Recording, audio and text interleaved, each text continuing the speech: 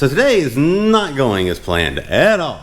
It is 1:30 in the afternoon. I am just now getting started. It's been a pretty terrible morning. Well, it's not terrible, it's just been aggravating of everything I've had to do that has nothing to do with me being here working like I want to be. So, anyways, last night I found out that my kids were not going where they normally go to get watched so that we can go to work.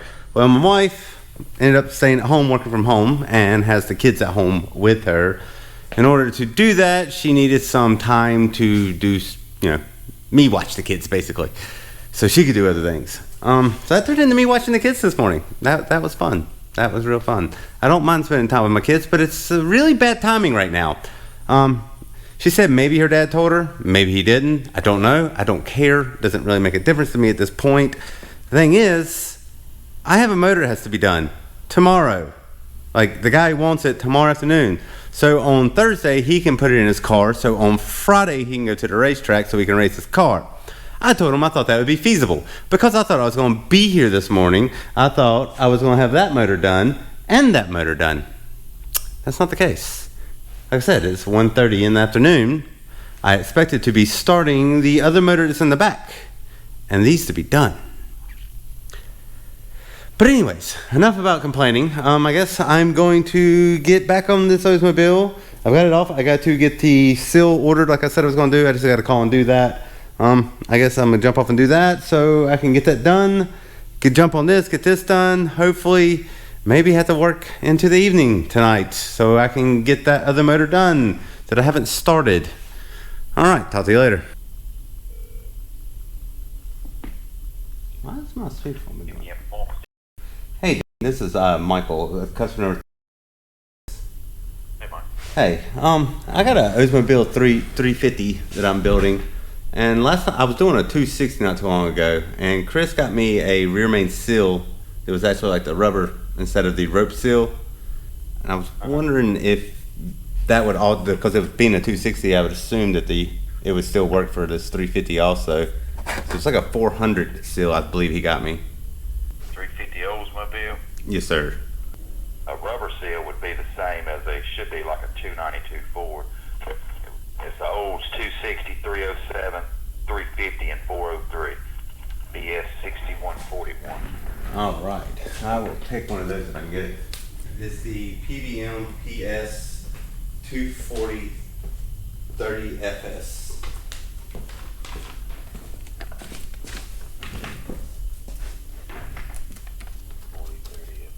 Yep, I got them. All right, you can lay those out also, and I'll be right down there to get them in just a second. Got it, buddy. All right, thank you. All right. Bye. All right, now everything's ordered. Let's get to building. This is what I've been needing to have done so I can put it in that 5.3 instead of talking about the 5.3. Yeah, let's get the 5.3 done. I like my new little mount though. I got a new little mount for my camera today. I bought one.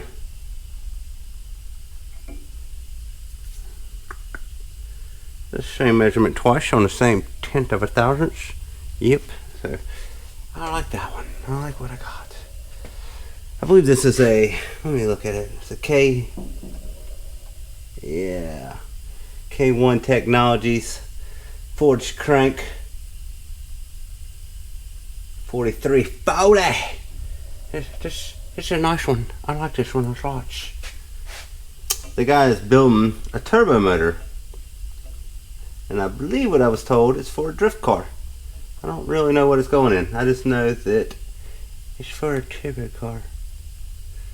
But he's got the Wiseco pistons forged, the forged H-beam man-led rods. It's got a pretty good setup. Very similar to what I'd want to do. 4/10. Heck yeah. Whoever did this crank did a good job. 2.5584. Moving on. Moving on. Number three. Let's get her. But the customer for this one originally did not bring this block to be worked on by me. He took it to another machinist here. Well, that machinist did a really, really poor job at honing the cylinders of the block. It was really bad. Yeah, it wasn't perfect. But the West Coast Pistons, I called them to confirm it, want 4/1000ths of an inch minimum clearance on them. That block had 1.5 from what the Pistons are making. That would have never worked. 2.5585.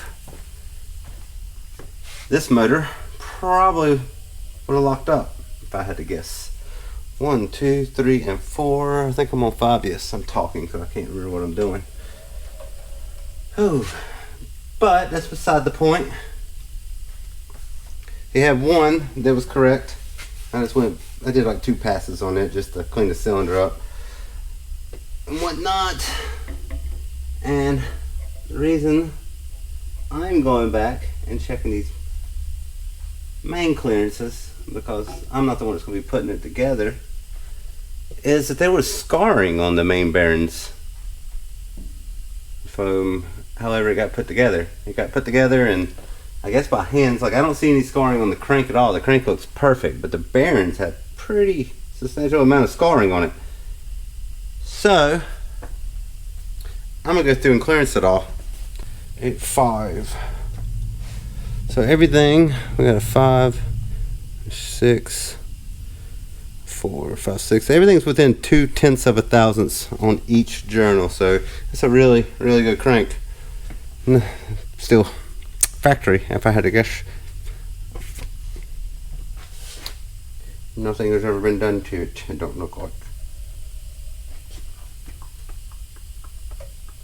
It's been balanced.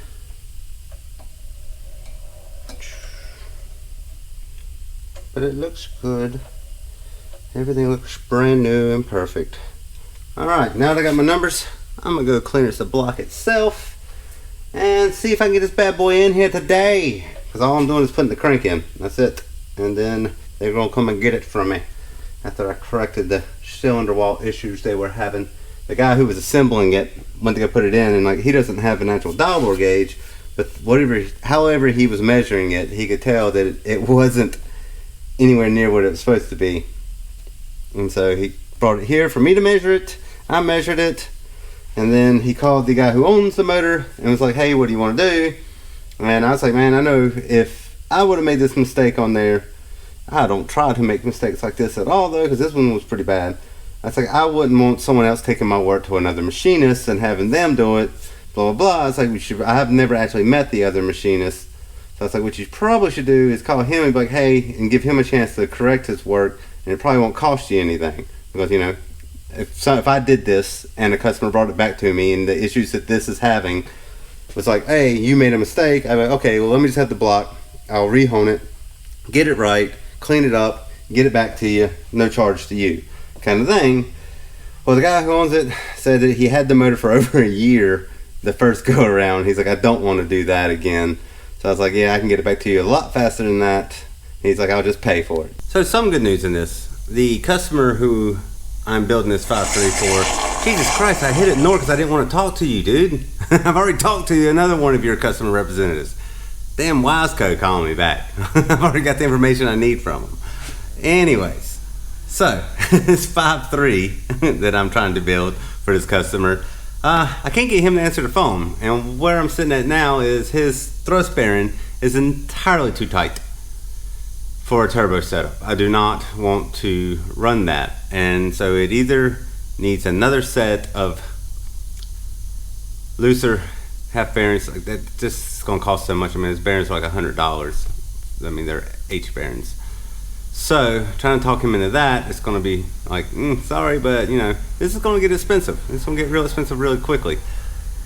Get a half shell, half size bigger, and that'll probably put me in the clearance that I need, because I'm at 1 8/10, and I really want to be around 2 5/10. But I'm not there. So I tried calling him. He won't pick his phone up, so I don't know what to do about that at the moment, and figure out, you know, whether I should order that or I should get it lined home, or if he wants to try to run it the way it is, but I don't think that's a very good idea at all. I think the motor is going to spin a bearing if you do that, with how much they're trying to drift this car and put a turbo on it, and they're just going to be on it constantly. That's going to fall apart, in my opinion. That's what I feel is going to happen. It's going to spin a bearing, and he's going to spend more money than if he would just spend it now. Okay, which is kind of good, which puts that off my plate, puts me a little bit closer to getting on that 408 stroker and getting that together. I'm going to run to the warehouse, pick up the seals, pick up the rings, and I guess get that crank in that Oldsmobile, hopefully finish the Oldsmobile up, and then start the 408 now that the 5.3 is off the plate. That's what I'm going to do. I will talk to you guys later. So here's a little pro tip for you. When you get the gasket set for like an Oldsmobile, the 260, 350, basically any of them I've ever gotten, this came with this stupid rope seal right here, which I don't like. But here's the pro tip. The Ford Y-Block P6141-1 will also fit those blocks. So get you one of these and throw this away. Let's grab the crank and get her in there. Get her in there. Ooh, nice and easy, guys. Nice and easy. Nice and easy. There it goes. It's in there. Yeah, nice and easy. Whew. All right. Today is coming to a close. I decided I am not working late tonight. I am wore out.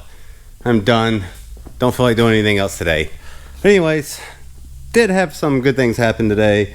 396 came in, doing a complete bottom end on that. I don't know what's going on with this. Here recently, everybody's been bringing me bottom ends to be done, like instead of complete builds.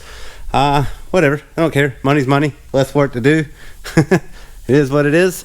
Been freaking out for about the past, I don't know, good while though. I've been searching this whole shop over.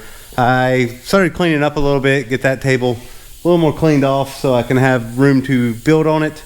So keep my stuff, all that good stuff, what you use a table for. Anyways, got the rings, brought them over here for the 408 that I'm going to put together. And the pistons, everything like that, get everything together so I can just have everything organized. Have the new rods that I got right here for changing out the ones that spun rod bearings. The two right here spun. So I'm going to replace them rods completely. But anyways, all I could find was 7 of the pistons. All 7 of them sitting right here. And I was just like, oh my God, where is the 8th one at? I don't know. I couldn't find it for the longest time. Then it dawned on me. Oh yeah, had the crank balanced. Forgot to grab one out of there. So the piston and rod is sitting in there with the crank. I'm like, thank God. Heavy worried that I was going to have to order one piston. Hopefully they'll even order just one piston. Sometimes you can. Sometimes they don't break up a set. But anyways, I did not want to dump. I don't know. I think those pistons are about $500, $600 at my cost. I can't remember. But yeah, not paying that much to make up for a mistake. We figured something out. But anyways, that 396, probably going to get to that right after I get done with these. Finally got in touch with the 5.3 owner. Everything's a go with that, of getting it fixed and ready to go, with the whole fact, I think I talked to you about the fact that the thrust bearing was only measuring it at 1,008 and I didn't feel comfortable with that and what to go forward with, but I needed to talk to the person that owned it first. We've discussed it. We got a direction to go, so I'm going to do that for him. The Oldsmobile, got the crank in, it's torqued down, all that good stuff. I got the pistons up here, everything cleaned up. Going to put the rings on that tomorrow. Well, actually, that's one of the things I'm going to have to change. Is I'm going to stop working on the Oldsmobile and the 5.3, and I'm going to have to work on that Ford tomorrow. I got to get that 408 done. That is no ifs, ands, or buts.